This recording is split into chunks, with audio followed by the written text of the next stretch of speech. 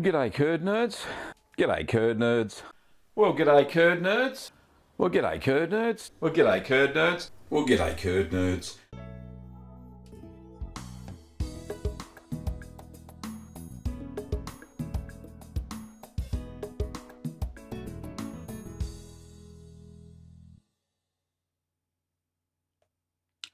There I am. How are you? I can see you all. Thank you so much for joining me today on the Ask the Cheeseman. This is episode 94. And it's been a bit of a hectic sort of 21 days since we last streamed. But anyway, a little bit about that in a minute. But just a shout out today for new patrons, new people who are supporting the show financially. First of all, g'day to Suicidal Burrito. Nice one. Thank you very much for your support, and on YouTube memberships, Björn Thorvaldsen. I think that's how you pronounce it. Thank you, Björn, for your membership. That's all lovely. And thank you to all the members and patrons that support the show financially out there already. Okay. No, it's all good. Just had to check YouTube's coming up with a funny thing on it. Seems to be okay to me, this end. Thank you very much. We can say g'day to a few people before we start. Of course, thank you very much to Ashley Cleaver for her kind super chat. Thank you very much. $2. That will go a long way. And on the chat we've got so far, but probably lots more on the stream. I got Deep South Texas, which is Larry, Steve, Carol, Jordan. Thank you, Jordan. I can see you remember there. We're lovely. Paola, Patricia, Ashley, of course, we just mentioned Ashley, and Kim, of course. I've got Lewis, Rocky, Sam, Dominique, yep, Score, nice, and Paul, and Paris. We got lots. Yes, just refresh your chat there, Paola. It is working. Just restart it, refresh the page, what have you. It will work. It seems to be working for everybody else. Okay, so where have I been for 21 days? Okay, this is a little bit personal. I'm going to share a little bit of it with you. My son, Benjamin, who's the youngest son out of 4 children, had a jaw expansion surgery, so upper jaw, and they expanded it. The expansion is an ongoing thing. There's a little key you turn to expand his jaw. Anyway, he had surgery. That seemed all good. He got back a couple of days. So he's in hospital overnight. And then on the weekend, he started complaining about pain in his right leg. And we thought it was a cramp at first. And then we did a little bit more research on Dr. Google and found that it possibly could be deep vein thrombosis, which is a blood clot in one of your veins in your muscles. Usually in your calf, sometimes in your thigh. These are quite serious because what they can do is lead to blood clots breaking off in the vein, traveling to the lungs, and causing a thing called a pulmonary embolism, where you then begin to drown in your own blood. So, quickly got him to the doctor, got onto blood thinners to stop all that from happening, and it's been another week and a half later. And he's doing okay. The pain's going away, and yeah, fingers crossed. Kim and I have been looking after him, and yeah, it's been a bit ordinary, but yeah, the good thing is he's well on his way to recovery. But that's where we've been for the last 2 weeks. Kim and I have been big roller coaster of emotions to get the boy through this. So yeah, thankfully both Kim and I are healthy, which is great. That's why we're here today, and Ben's resting in bed, which is good. Okay, so enough of that personal stuff. You know, I wouldn't be me if I didn't share that sort of stuff. So, videos coming up. We've got, I hope you enjoyed the Shropshire video. That was really good. I enjoyed it. Got a good reception so far on YouTube. It's up to 4,000 views already in one day, so I'm very happy with that. I did make another cheese over the weekend, and the video's nearly finished for that, and it's called Borson. Now, you may have remembered, for those who have watched the Cheese a Day challenge, you would have seen me eat some garlic and herb Borson. Now, I like that cheese so much. I think it was on the last day of the challenge, actually. I liked it so much, I decided to try and find a recipe somewhere, and I stumbled across a very nondescript sort of YouTube video that was made quite a while ago. But I managed to cobble together a recipe, and it worked. So, good thing is we'll have a Borson video up soon. So I'm looking forward to that. Also on the weekend, I tried to make cottage cheese. Emphasis on the try. So those who kind of know this running gag, it's my nemesis, cottage cheese. It'd have to be one of the simplest cheeses on the planet, but unfortunately for me, it's not. And don't ask me why. I did everything correct this time. Everything followed the recipe to the letter, and no, it just didn't work. So unfortunately, I will be putting up another failure video just to show everybody what happened in the, in the interest of transparency and for people's learning. I will do something comedic around the failure of cottage cheese, but that's not going to deter me. I'm going to try again. So I will try again with a different recipe. I think I've tried 3 separate recipes now and failed each time. So that's unfortunate. Okay. And of course, I think tomorrow there will be another Keep Calm and Eat Cheese video. This one is Wensleydale with cranberries. So that'll be good fun. I'm looking forward to publishing that one. And of course, don't forget that somewhere, not on this one, but on your one, there's a little $sign, and you can do a super chat during the show, just like Ashley did, if you want to throw some money our way to keep the show running. Anyway, so there are quite a few questions, so let's get those started, and we'll see where we go from there. Okay, first question of the day. Let's have a look. Carol said, by using raw milk for hard cheeses, do I have to adjust any culture? Raw milk has plenty of bacteria. Any advice, please? Okay, Carol, look, there's 2 schools of thought here. If you use your milk very fresh, within 24 hours, then you probably don't need to add any starter cultures. You just need to add rennet, and away you go with your recipes. You just bring the milk up to temperature, and yeah, it will have enough native flora in the milk to make it all work. So that's cool. You maybe just need to add a little bit less rennet than the recipes that I do. However, if you want a cheese that's true to type, then you may need to add some starter culture for that specific type of cheese. But it all depends on the recipe that you're using. Let's have a look. There's another one. Patricia asks, when you reuse your cheese wax, do you strain it through either cheesecloth or butter muslin? And how do you get the wax out of the cloth?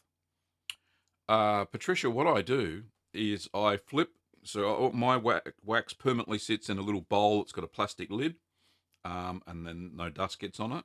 I just turn the bowl upside down, pop the wax out, and scrape off the bottom layer just with a knife, because all the cheese bits and gunk that's in the wax sits on the bottom.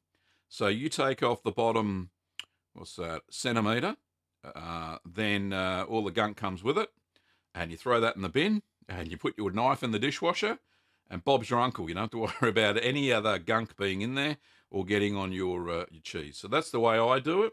I have seen people strain it through disposable cheesecloth, the plastic cheesecloth, and then they just throw that away. I wouldn't do it through cheesecloth or butter muslin. You will never get the wax out. Okay. Paola says, in your book, I think, oh, he said he got my book. So, yep. Why do you not have an A to Z page for easy finding? I think you mean an index. No, there isn't one because it's it's an ebook, and all you have to do is go to the table of contents and click on the link, and it takes you to the page. So you don't have indexes in ebooks, unfortunately, unless you've printed it out, and then that's probably half the problem. But which is all fine by me. I don't mind if you print out the book. That's great. But we do have printed versions for sale that we bind ourselves in a ring binder, which is really good for kitchen use. Okay. Where are we up to? Everybody's saying hello to Kim. That's lovely. Rocky says, thinking of making gorgonzola with penicillium glaucum in the fashion you make your baby blue cheese. Will this work okay? Yes. So penicillium glaucum is another form of blue-green mold. It's mainly used in gorgonzola, sometimes in conjunction with penicillium roqueforti. And it will work. It'll work fine. It'll work in most blue cheeses. It has a slightly different flavour than penicillium roqueforti. So, yeah, you will get a different flavoured cheese, but yeah, it'll work the same. So, be no problems. Sam says, it says blocked in my country. I'm not sure what you're referring to there, Sam. Oh, and then you go on and say, are you making illegal cheese? No, I am not making illegal cheese. As far as I know, it's not illegal anywhere in the world to make your own cheese in your own kitchen. It's maybe illegal if you're not registered with the Dairy Industry Association or the Dairy Food Safety in your country. So I cannot legally sell cheese. I'm not licensed to do that. I haven't gone through the proper registration process to do that. So it would be illegal for me to sell my cheese, indeed. And it's same case for a lot of countries that have quite strict food handling regulations. If you want to sell cheese in your country, then you may need to check your local food safety regulations, because here in Australia, cheese is deemed as not a prohibited substance. That'd be silly. I can't remember the name of it. Anyway, it'll come to me, so no big deal. Not restricted, a controlled substance. There you go. A controlled foodstuff. So yeah, you have to control the manufacturing, because you can get infections and all that sort of stuff. You see quite often in the news that cheese factories have been infected by a bad bacteria and made people sick. Okay. Dominique says, good morning, Gavin. Did you receive the picture of my goat, cow, Morbier? How can you add truffle or anything else in the middle of a camembert? Dominique, I did. I believe I replied back. So I did. Yeah, I'm sure I replied back. I think it might have been via Facebook. I'm not sure. Can you add truffle or anything else in the middle of a camembert? Yes, you can. So as you are moulding the cheese, so you're putting the curds in, stop halfway down. Maybe actually about 3/4 down, because you do stack more on top. And then put your line of truffle powder, truffle powder, I wouldn't use anything else, in the middle of your camembert and do it that way, and then pile more curds on top, and you should be all good to go. Okay. Jordan says, with fresh soft cheeses, do you have to be so concerned about sanitizing since you consume it so fast? Yes, you do. I do. I still sanitize everything for soft and fresh cheeses. because there still is a chance that you will infect it with something, an unwanted mold maybe, and it may restrict its life span, because, you know, fresh cheeses usually last about 7 days in the fridge before they start growing mold. So you may want to check that out, and just make sure that you are sanitary. Sanitize everything before you make soft cheeses. It's a better rule of thumb than anything else. Paul says, made a pepper jack, but used half the pepper flakes and mild chili and pepper that you did. Oh, we've got a... Sorry, I'll get back to that. So we've got a super chat from Jordan, and Jordan hasn't asked anything, but thank you so much for your $2 super chat. I really appreciate it. And there's the little star. You get a gold star. How cool is that? Very nice. Okay, back to the other question, because Jordan didn't have one. And hopefully I haven't lost my spot.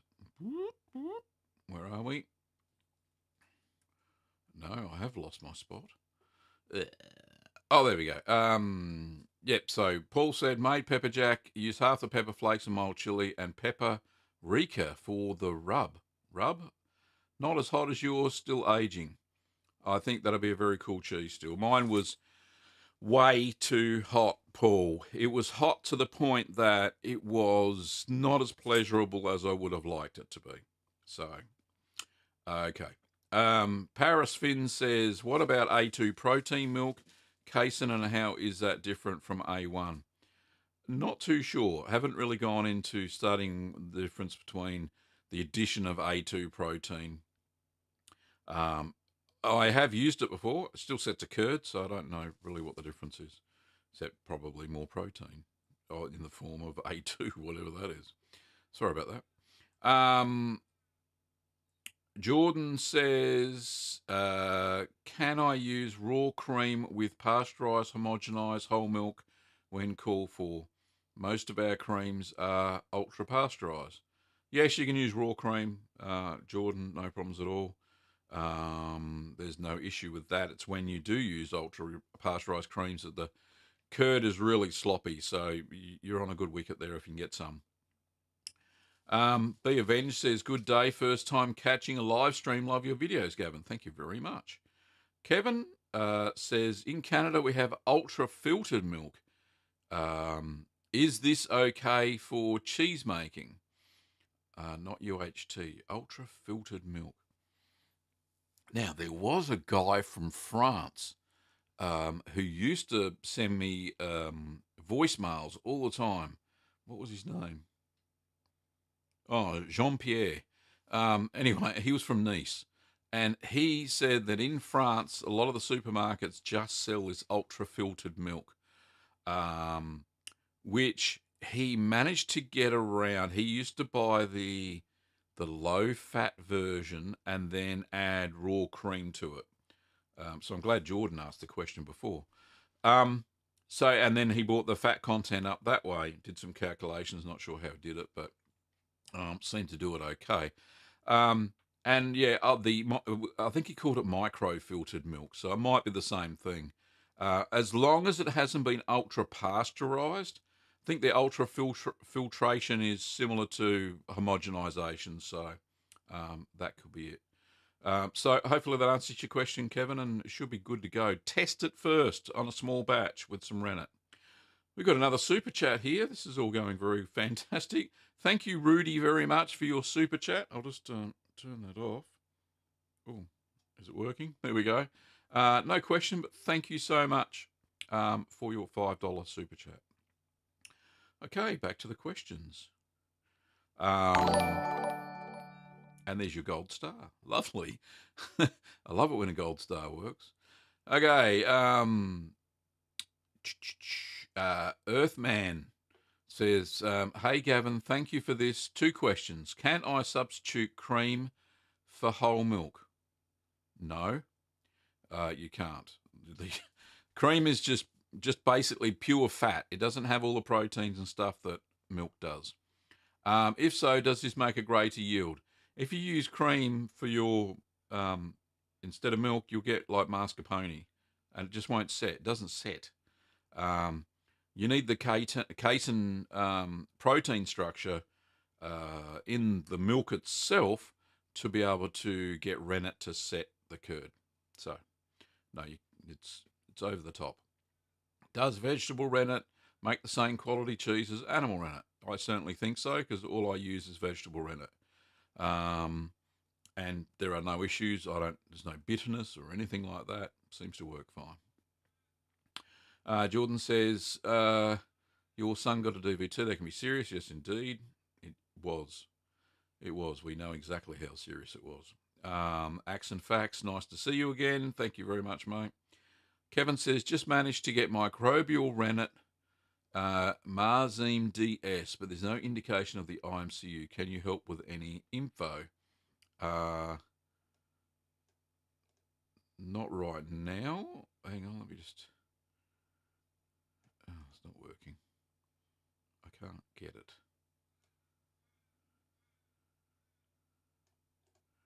Let me just do a Google search, and there it is. It's made by DuPont. It will tell me in about 2 seconds what's going on. Depends on the type. It doesn't say. Is there a customer sheet? No, there isn't. It just says non-GMO, suitable for vegetarians. DS. I can't see a DS here. There's a PF. No. I can't see it on the product page. So, sorry about that, Kevin. I can't help you there at the moment. Rathnut says, oh my God, I'm making Wensleydale with cranberries next. Very nice. Well, I'm tasting it. Then this was an imported cheese from the UK. I will be making Wensleydale with cranberries soon. I'm looking forward to making that cheese as well. I made a very good Wensleydale way back in the day. When I first started making cheese, it was a very laborious process, but it probably isn't now that I've made so many cheeses. I just remember that it was the second cheese I ever made, and I went into the deep end there, I tell you, because there's a 2-hour resting process where you rest the curds over a pan of hot water in a colander, and then you go back every 15 minutes for 2 hours, I think it was, and you've got to break up the curds to help them release whey. My goodness, that was a process and a half. But it was well worth it. It was a delicious cheese. In fact, it was the second cheese I made, because the first one I made was feta. The second cheese I made, being Wensleydale, that really had me hooked. And then I just hadn't stopped making cheese since then. So, yeah, absolutely fabulous. Okay, Andre says, hi, Gavin. Have you tried adding lipase to cheddar? I made 2 4-pound blocks, one with, one without. Yeah, you will certainly get some more lipolysis, which is the breakdown of the fats. That's what lipase does. It breaks down the fats, and you'll get a piquant flavour in the cheddar, more so than you normally would, which is cool. Jordan says, so glad you guys caught and acted upon it. Yeah, we're kind of semi-aware that these things were out there, so I'm glad we did it too, Jordan. Thanks very much for your concern. Acts and Facts, my first 2 questions. First one, what do you say about melting salts used in creamy cheese? Huh? What do you say about melting salts used for creamy cheeses? I've tried and feel like it can sometimes save even the worst results into something you can use in another way.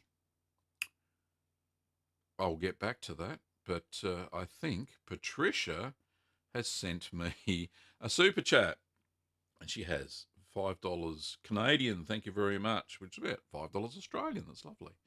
Can I talk a bit about the type of wrap I should be using after aging camembert? Yes, I can, of course. And there's your gold star, because you deserve it, Patricia. Thank you very much. So the type of paper that we use for wrapping up camembert to allow it to breathe is called micro perforated paper. And I do have an example. I've got some in our shop. I'll just bring this up because I can. 2 seconds, ladies and gentlemen. So yeah, it's a paper. It's got a shiny side and it's got a dull side. You put the dull side to the cheese, and it's out of stock. That's no good. Somebody must have bought it last night. Anyway, here we go. I'll just go over to my monitor, second screen. So this paper here, I don't think you can't see the little holes in it. Anyway, let's see. No, you can't see little holes in it, but it's shiny on one side and it's dull on the other side. The shiny side is out, and you put the cheese against the dull side. Got little holes in it all the way through the paper, and basically what that does is it allows the cheese to breathe. So the ammonia that gets created during the ripening process of the camembert is allowed to escape through those little holes. Otherwise, it'll build up and make the cheese go gooey, really gooey. It's terrible. So that is what we do. So hopefully that helps. Patricia, explain a little bit about the special type of paper we use to wrap camembert. There's also a silver variety that you use for blue cheeses as well, small blue cheeses. You would have seen a lot of blue cheeses wrapped in a silver paper. Very similar. It's got a dull side with lots of little holes, and we've got a silver side. Silver side's on the outside, dull side's in the middle. And we've also got some of those in the store as well. But fantastic. Thank you for your question and super chat there, Patricia. Anyway, back to the other questions, and I'll just keep steaming along there. And there's so many. Hang on. Where did I get to? Acts and facts. What do you say about melting salts? I don't understand the question. I've tried it a few times, save even the worst results into something you can use in some other way. Nah, I don't understand. Sorry, mate. Jim says, hi, Gavin. The wax on my Leerdama gets small cracks every 5 days or so. I imagine due to CO2 and eye expansion. I've just patched the wax by dipping it. Is it the right thing to do? Indeed it is. That's exactly what you do. Certainly do not vacuum pack these cheeses because it stunts the eye development. Excuse me, need a drink of water.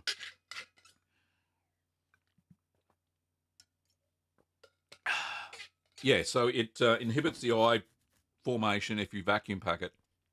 So just keep waxing it. Just wax little cracks. It just prevents any mold from getting in there. So yeah, it'll all be good. Cece says, any thoughts on non-dairy milks? Yes, they won't work. So non-dairy milks such as soy milk, almond milk, coconut milk, and blah, blah, blah, all those sort of vegetarian type milks do not have the protein structure to form a curd. You can make vegan cheese. It's nothing like normal cheese making. It has special yeasts that you add, flavour yeasts and coagulants that are not rennet, and they are totally different flavour and texture profile in the mouth. But yeah, you cannot use, for the cheese making processes that I teach on my channel, you must use some sort of animal milk. Okay, Lewis. Hey, Gavin, what are some cheeses that I can vacuum pack for easier maturation? For example, can I vac pack Gruyere skipping the washing part? Or pack Parmesan after air drying for 2 to 3 days? Those two cheeses you mentioned, Lewis, a bit of an issue because Gruyere really does need the time that you take to wash it. You really do need to wash the cheese. And that helps it dry out. It adds a little bit more salt into the cheese. It stops the surface from getting moldy. which vacuum packing would do too, but it helps in the development of the cheese. You really need to wash Gruyere. And as for Parmesan, you need to dry it out. It needs to be dried out more than just 2 to 3 days. That's why when I make Parmesan, I keep it in a ripening box or in the humid cheese fridge for at least a month before I then vac pack it. It needs to dry out because otherwise it'll taste more like an Alpine Swiss cheese than it does Parmesan. It needs to dry out a lot more. Not to the detriment of the cheese, of course. You don't dry it out so much that it's unsliceable and all you can do is grate it with the toughest grater on the planet or a belt sander. But, which, mind you, I have made those before. Yeah, you really do need to wax or vacuum pack these small wheels of Parmesan that we make. And they work fine. Okay, Earthman says, what startup culture would be for mozzarella? I just use a simple thermophilic starter culture because it's a high temperature cheese. And it needs to be acidified enough, sometimes overnight, before you can stretch it. Andre says, just wash the wax with warm water. It'll get the cheese out. Okay, fine. Yep, that probably worked, but I've never tried it. Kevin says, just made your recipe for Limburger on Sunday, but yours seemed to form a rind. Mine is still quite wet. Put it directly in the mold, from the mold to a ripening box. Should I have let it dry first? No, it formed that rind over time. I don't think it was straight off the bat. It did have a rind that it didn't seep away and all that sort of stuff. But no, I didn't let it air dry. I put it straight into the ripening box as well, if I remember rightly. Tom says, hey Gavin, made a few cheeses so far following your videos, but all my non-wax cheeses get a really sharp, pungent taste and smell to them, not kind of nice. Usually in the ripening stage. Any ideas? Yeah, most of mine do too. And that's the way it is. You'll find that some are smellier than others. But yeah, if you just need to keep washing them, if they're a wash rind cheese, if you just need to get some of the mold off and wipe it off, then that's fine. Just use it with a dry cloth and get that off. Very similar to what I did with the saffron infused cheese you may have seen recently. Yeah, that was pretty cool. I just wiped off the mold. Didn't need to do anything else. Rocky says, thanks for the Gorgonzola info. You're welcome, Rocky. Andre, Tom, what temperature do you age them in? How much do you press? Okay, cool. Michael says, have you seen the Formaggio on Kickstarter? Seems like an interesting concept. Yeah, did you know? Yes, I have seen it on Kickstarter, and I think it's something that people don't need. Personally, look, this is my opinion. I don't want to poo-poo their Kickstarter. People have been making cheese for thousands of years without a machine, and it turns out quite well. They actually got their campaign removed from Kickstarter for a while because they weren't being clear that when they said that you could make hard cheeses and stuff like that, they said you can usually make the hard cheese within 48 hours, which is totally bunkum. And bunkum in Australia means rubbish or BS. Because we all know as cheesemakers that you cannot make a hard cheese in 48 hours. Sure, you can go through the process of making it and pressing it, but the affinage at the end, you have to keep it into a temperature-controlled area with the right humidity, or have it waxed and put it in your cheese fridge and age it for up to, between 3 weeks and 6 months, sometimes longer for some cheeses.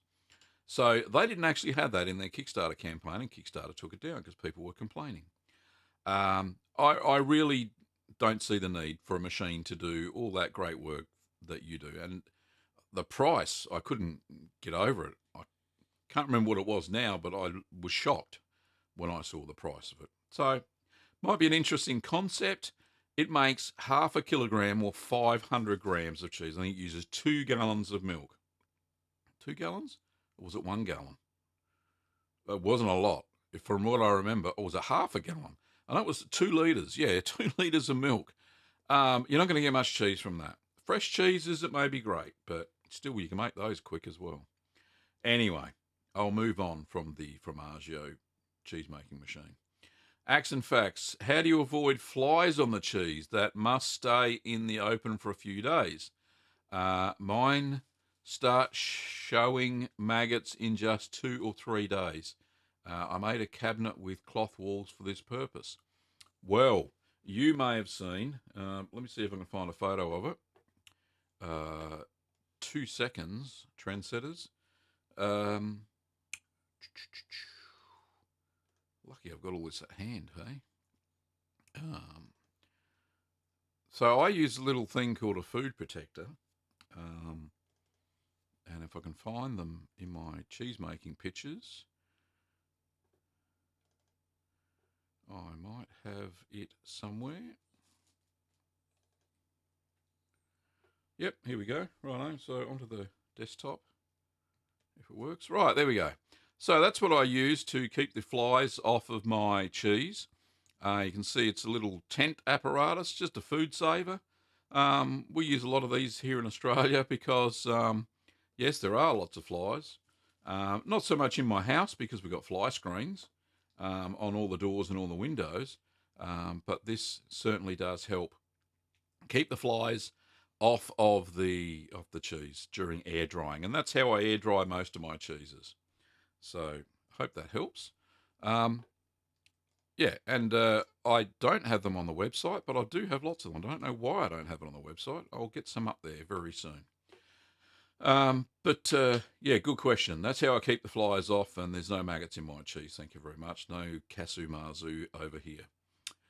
Tom says, usually press around 20 kilos. I have a cooler box that I stick ice packs in every day. I've logged the temperature over a week, and it averages 15 degrees. That sounds fine, Tom. I think that you're referring to your non-wax cheeses. Yeah, they do get a smell. They do smell. Okay, cool. Donna says, I just bought your ebook and loved it, but I have to say the one-on-one live streams are my favourite. Oh, thank you, Donna. I appreciate that. Miriam says, hi. When I use my homemade gouda, it just doesn't melt. What do you think the reason is? Thank you. That is strange because gouda is supposed to melt. Maybe you're cooking the curds at too high a temperature. That will do it, because most high cook temperature cheeses don't melt. Similar to, say, halloumi. It's a very high temperature cooked cheese. So maybe just check your temperatures when you're making your gouda. Or in the last wash, or the 2 washes that happens, the water washes during the process, lower the temperature of the water. And that will help with your cheese from melting. Hopefully that works. Okay, Kevin says, in Canada you can get a cheese called Gorgonzola. Do you have a recipe for this? It's exactly the same as Cam Blue when it works. My Cam Blue didn't work for reasons unknown. But yeah, Gorgonzola. Yeah, so go and have a look at my Cam Blue recipe, Kevin, and see if you can do it better than I did. That's exactly the same recipe for Gorgonzola. Maybe don't make them as tall as mine. Yeah, but you'll get the general idea. That's how you do it. That's the how it turned out for me. Not quite right, but I tell you what, the blue cheese was absolutely amazing. Steve says, I made Cotswold without the onions and spices. Great texture, but I'm not sure what to call this. Is there a plain cheese similar to Cotswold? Indeed it is. It's called Double Gloucester. So Cotswold without the onions and the spices and stuff is called double Gloucester. So you, Steve, have made double Gloucester. Well done. Jordan says, we have raw milk available at 2 stores here in Riverside, California. It costs $14 a gallon. So what's that? $14. That's 4 litres. It's quite expensive. The shelf life is 21 days. Do you always say to use it within a few hours? Indeed. I wouldn't have a shelf life of raw milk for 21 days. That's just crazy. That'll get infected quicker than you can poke a stick at it.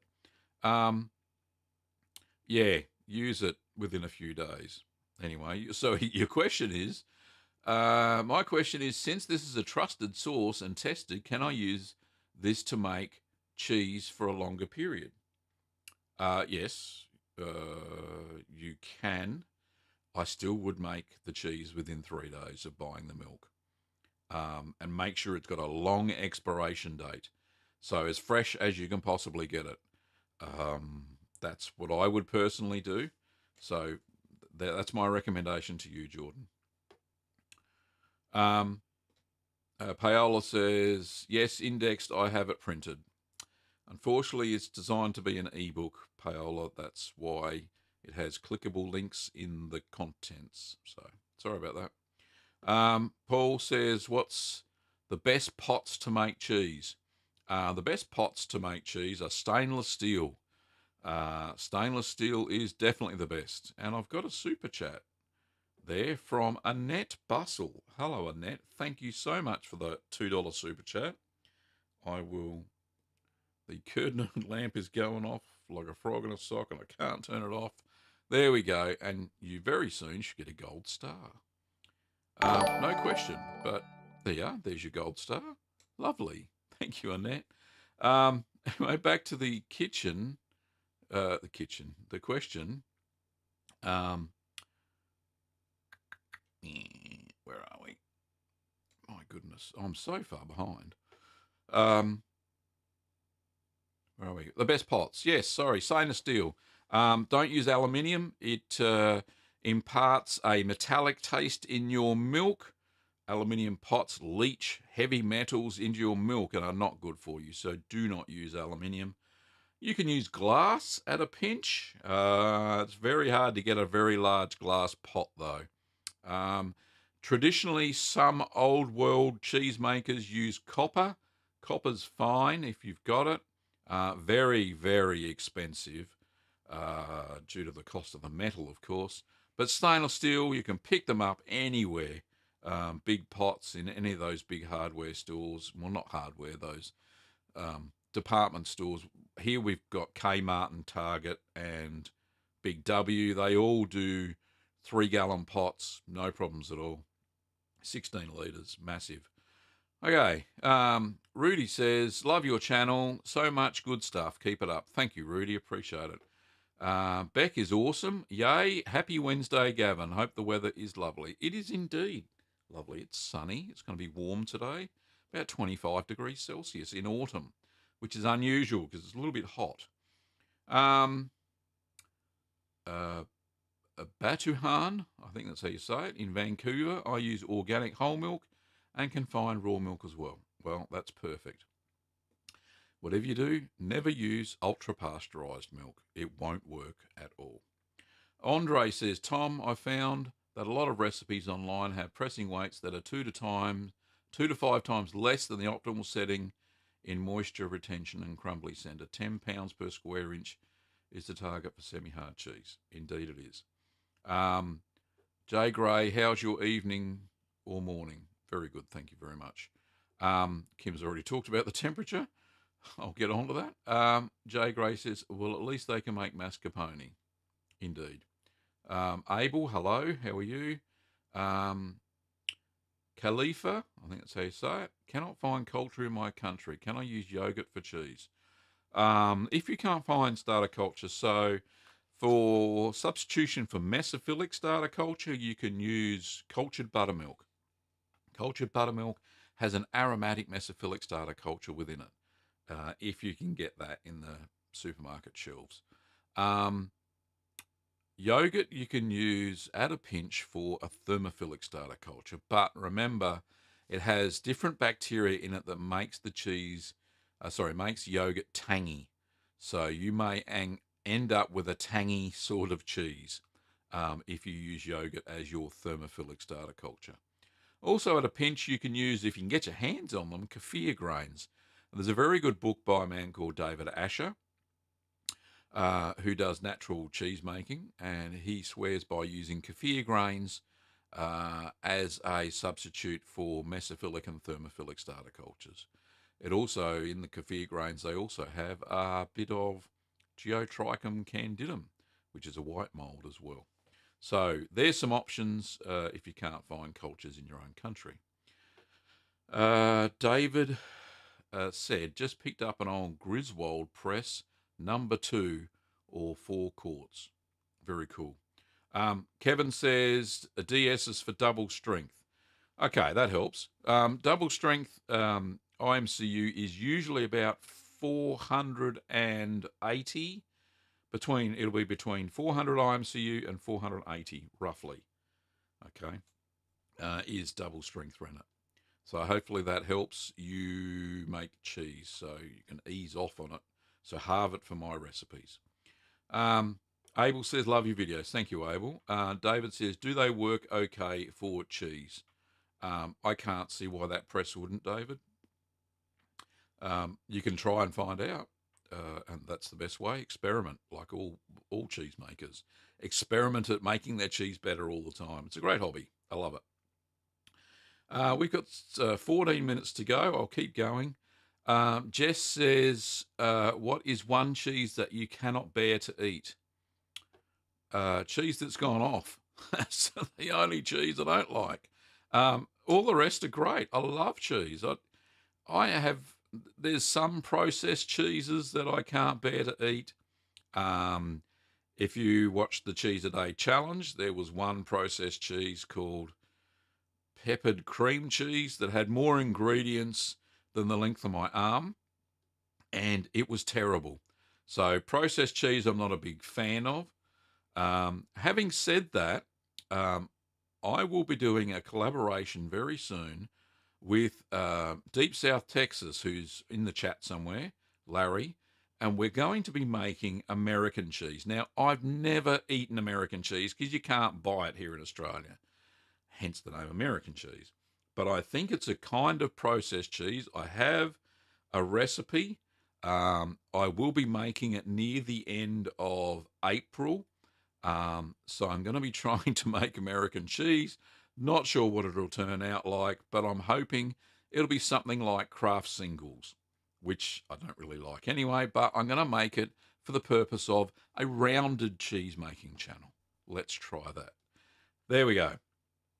Jordan says, I've been trying to catch up on Ask the Cheeseman. I'm on episode 73. You have answered a lot of questions, but I do believe from all the chats that you need a bigger cheese cave, lol. Indeed. My small cheese cave. Well, I do cycle a lot of cheese out of it. So once it's ripe, I take it out, vacuum pack it, store it in the fridge, give it to friends, family, eat it ourselves, depending on what we need. And I've got cheese in there that's like up to 2 years old now. It's crazy. Anyway, Jay Gray says, how many cheeses are in the cheese cave now? Oh, goodness me. I think I've got half a double Gloucester that's in there, half a marbled cheddar that's in there still, that I'm aging for over a year. I've got the jalapeno farmhouse cheddar. I've got the sage-infused cheese. I've got 2 small blue cheeses that were canned blue still in there. I've got... Goodness me. What was the last one I made? Goodness me. Oh, the Shropshire Blue.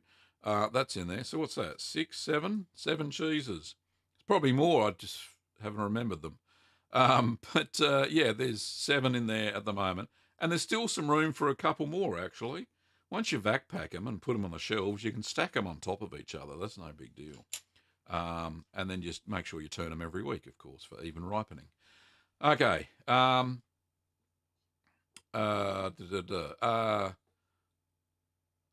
Khalifa says, drop a like for the stream. Yes, please. That would be lovely. Give it a thumbs up if you're watching right now. So I've got 55 people watching at the moment, so it tells me I'd love to see 55 likes. How cool would that be? And more, of course, if people watch it after in the archive. Okay, Jack says, quick question. I keep trying to make, I think that's mozzarella, but my cheese is crumbly, brittle, it won't stick together in any way. It looks like ricotta. Great channel. Are you trying to make quick mozzarella or traditional mozzarella? If you're trying to make quick mozzarella and it's crumbly, the acidity's not high enough, and it won't stretch. So acidity have to be between pH of 5 and 5.3 before it can stretch. If it's any lower than 5, it tends to go crumbly. If it's any higher than 5.3, it's also crumbly. So check your pH, get some pH test strips or a pH meter, and check before you even think about stretching it. Jordan says, when making yogurt cheese, can you use yogurts with thickeners like pectin? It's kind of hard to find one without. Yes, you can. Most yogurt cheese like Labner, which I think I made a video of. Yes, I did. Yep, you can use all those sorts of yogurts. Tend to get the natural ones. Most natural yogurts will drain a lot easier than ones with the ones with flavors and all that sort of stuff. The last thing you want is a chocolate yogurt cheese, or maybe not. It might taste nice.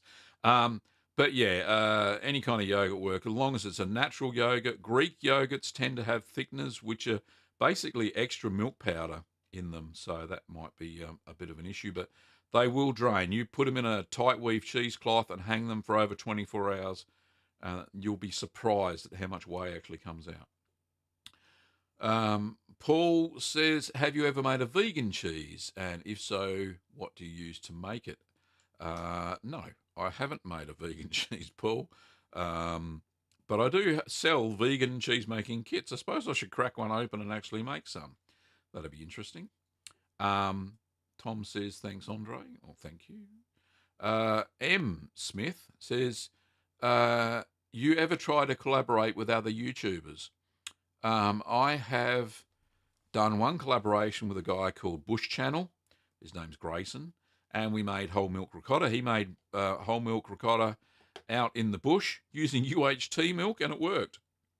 And I made some as well and showed him how to make it in the normal kitchen. So we did a little bit of a collaboration there. Nothing in person. It was all done back and forth, but that seemed to work all right. And as I mentioned before, I'm doing a collaboration with Larry, Deep South Texas, who's in the chat somewhere. And that'll be interesting. I'm really looking forward to trying different styles of American cheese. So I'm going to be making it, trying to make it anyway. It's a processed cheese where you melt down. Well, there's lots of methods to do it, so I won't go into it here. But yeah, collaboration with Keemstar, I don't think so. I don't particularly like Keemstar, but yeah, that's my opinion. Acts and facts. Melting or fusing salts, I mentioned, are common in my country for the production of some smooth cream cheeses. I don't know exactly what the exact salts are, but they make any cheese into a cream. Oh, okay. I think you mean tartaric acid, because I'll make any cheese into a cream. Oh, there's an emulsifier that I know of called sodium citrate. Sodium citrate is a salt, and can be used as an emulsifier. So what you do is you put a bit of water with salt and sodium citrate. This is how you make American cheese too, by the way. And then you put in bits of cheese into it, and bits of cheese into it, and then it melts and it turns very runny. So I think that's what you're talking about, sodium citrate. Kim says there's one question I must absolutely have to ask. Where is it?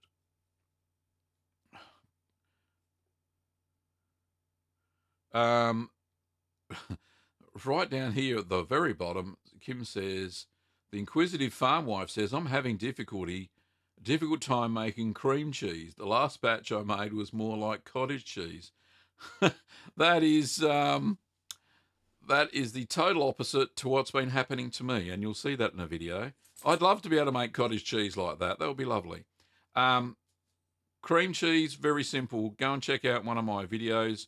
I'm sure Kim can find the link. That will be absolutely fantastic to make cream cheese. It's so simple, it's criminal. But yeah, I have the opposite trouble to make cottage cheese. Very cool. Okay, let's get back into the questions. I've got 5 minutes to go. And there's no way I'm going to get through all these. So if you've got a burning question, shoot a super chat and I'll get to it straight away. Where did I get to is the person. I never heard of melting salts. I think Kim answered that, which is great, and she already has. Fantastic. Thank you, Kim, for finding out of sodium citrate and sodium hexametaphosphate are the two salts used in the cheese industry. Well done.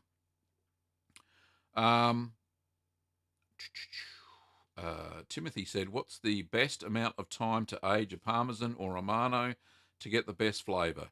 For the wheels that we make, 10 months minimum. If you make any more, if you age it any less, it doesn't have that flavour that you're after. 10 months minimum for the 1 to 1.5 kilo wheels that we make. Okay. And Kim's a little bit more about what the salts do. Their primary purpose is to swap in sodium ions for the calcium ions bound to the casein proteins in the cheese and makes them runny. Well done, Kim. That's why I love you being on here and being my producer. Jack says, I keep trying to make mozzarella, but I always end up with brittle ricotta-like cheese. I think we've already done that one. Khalifa says, hi, Gavin, is it possible to make cheese with yogurt as culture? Yeah, I've already done that too. We're getting repeats. Anyway, there's a super chat down here. We've got Jordan. Thank you very much, Jordan. Appreciate it, mate. And there's your gold star. Well done. And the curd nerd sign went off like a frog in a sock. Well done. Yeah, that'd be great if you could send me the recipe, Inquisitive Farm Wife, that you're using, and maybe I'll be able to make cottage cheese out of it. I tell you what, I never thought my nemesis cheese would be cottage cheese. One of the most simplest cheeses in the world to make, I would think. It's just crazy. Anyway, so I'm getting the wind up from Kim, so it's time to go, curd nerds. If you are in the market for making cheese, then there's no better place to pop over to littlegreenworkshops.com.au. That's us, Kim and I's little business. And all the cheese making kits, supplies, equipment, all that good stuff, and we ship all over the world. If you want to support us, don't forget there's a join button underneath somewhere down here. YouTube memberships, I think it's $4.99 US a month. You get early access to videos and all sorts of good stuff. Plus, you get a cool little icon that some people in the chat have, depending on how long they've been a member. Also, you can become a patron, which is the same as YouTube memberships, but there's different reward tiers, including some kits as well, if the rewards are high enough. Also, you can get cool T-shirts. Oh, I'll show you this one. Keep calm and make cheese. There we are. Keep calm and make cheese. And a whole bunch of others. You probably see them underneath the video anyway. And it's at teespring.com/Cheeseman TV. All very cool. And don't forget, you can listen to podcasts. I've got lots of podcast episodes, about 83, 84, over at, where is it? littlegreencheese.com. And you'll find all my podcasts over there. Or just go and search in the podcatcher on your mobile device. Search for Little Green Cheese and you will find my podcasts. And you can listen to all the episodes there as well, if you can't get enough of the videos, which is very cool. Thank you so much. Apologise for not being able to get to all the questions. There were so many this week. We'll be back next week, and thanks for everybody for turning up, because without your questions, there would be no show. Really do appreciate your time, and I know it's an hour show, but everybody seems to hang around. It's fantastic. Well, thank you very much, everybody, and we will see you next time.